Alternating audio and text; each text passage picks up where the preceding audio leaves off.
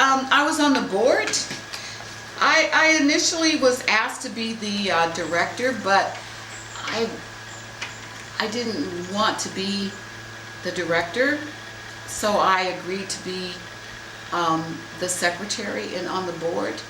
And I think that was, again, because of my age at the time, and some of the people who were vying for the leadership were older men, and I just kind of acquiesced to that. But I served on the board for several years. The other reason was because at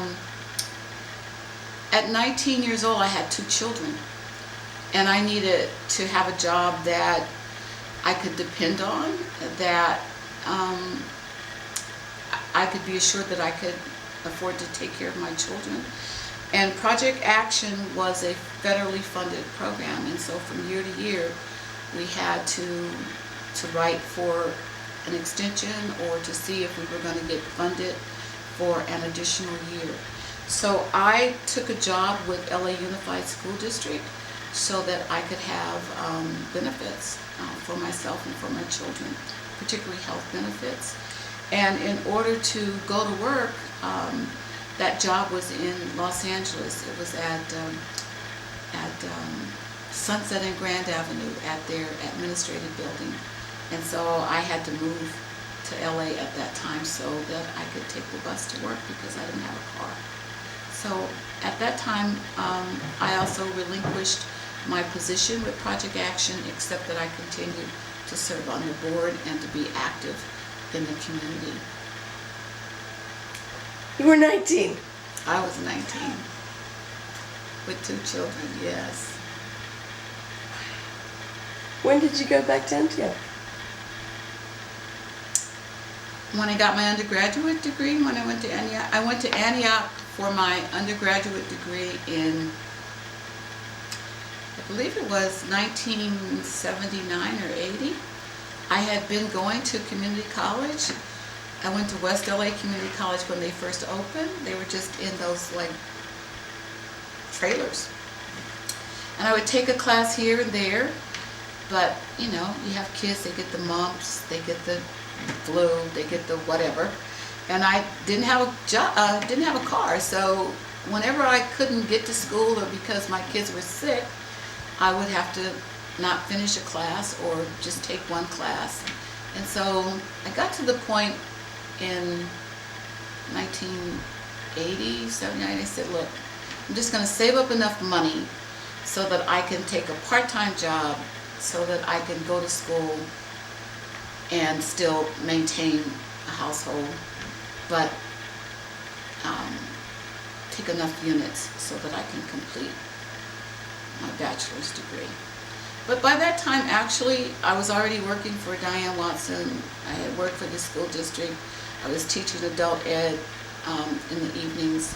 So I was credentialed, you know, to teach. I had a teaching credential for adult ed, so I taught business education mostly in the evenings on Saturdays, and I worked as a secretary during the day and promoted up through the school district. And that's how I met Diane Watson, because I got a job, or I was on the list for a senior secretary list.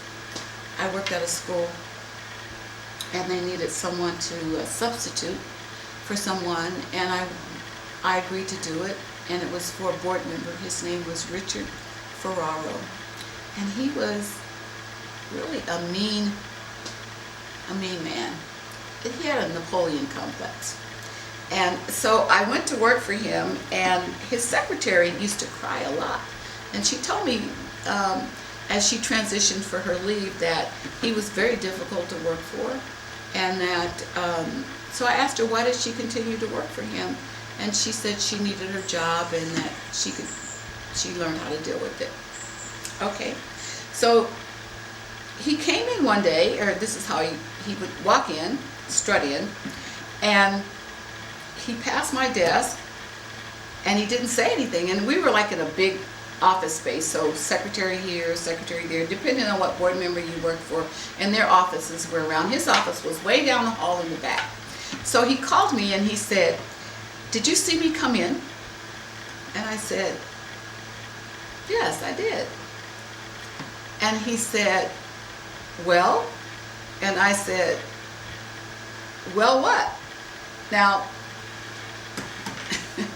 he asked me to, could I come see him? So I did. I went back to see him, and he said, "When I come in, and you see me come in, you're supposed to just come back here, to see what I want." I said, "Oh, I didn't know that." So he said, "And you didn't speak?" I said, "You didn't speak." Okay. So he was getting ready to go on a trip. So I would pull all his papers together and put him in his chair.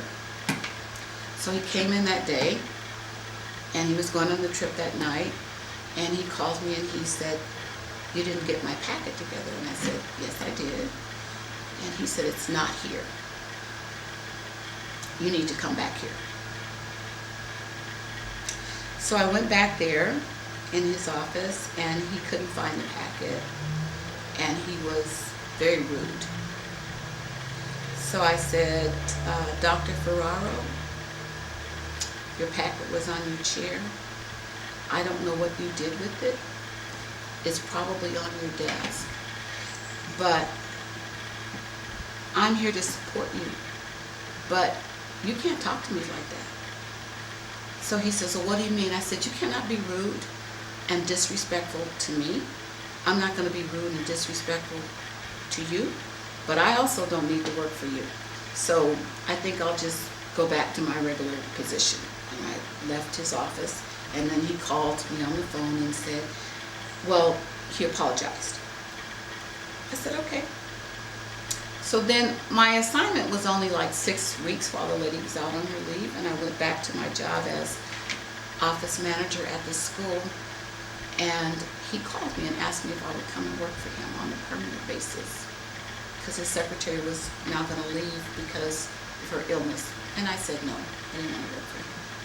But then Diane Watson's secretary was leaving, and she recommended me to Diane, so I went to work for Diane. And this was during the time that the whole desegregation issues were going on, and Diane was a big opponent of segregated schools, and she was spearheading some of the desegregation of schools. She was getting all kinds of rude, negative, evil phone calls, people calling her the N-word, saying that they didn't want their kids sitting next to monkeys and, black kids. And I would shield her from those phone calls. I wouldn't pass them on to her. She would get letters, which some of them I would give to her, but a lot of them I would not. I'd be furious with people calling up. So if I'm ever in the audience when she's speaking now, she'll bring up how they called her names and made pictures of her with big wide noses and stuff, and she'll say, "But Naomi shielded me," and I'll say now, which I wouldn't say then, "But you never heard what I said to them." Because if you had heard what I had said to them, you would not probably have had me continue to work for you, because I let them know how I really felt about some of the name calling that they did. And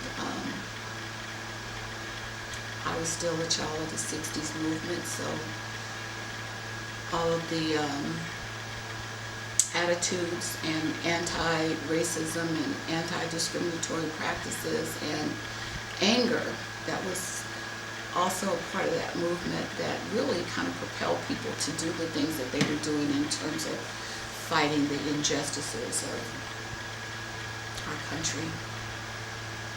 How old were you? How old were you?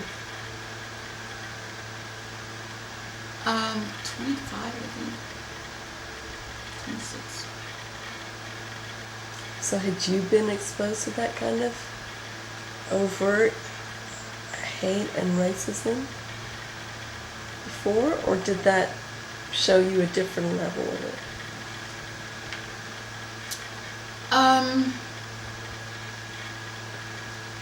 I never had the issues like they had in the South.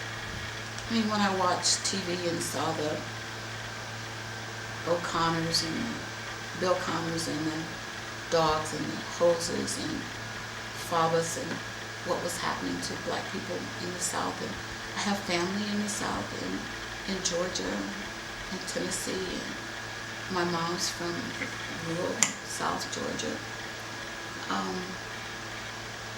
So I was affected in that way. I was affected by the fact that I lived in Venice when I never saw a Ku Klux Klansman, but I knew that there were certain parts of Venice that we couldn't go into.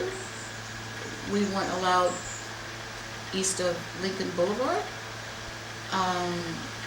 We didn't really venture too much past Washington, going, to the south of Venice Boulevard, and past Rose Avenue. We were going to Santa Monica, that transition.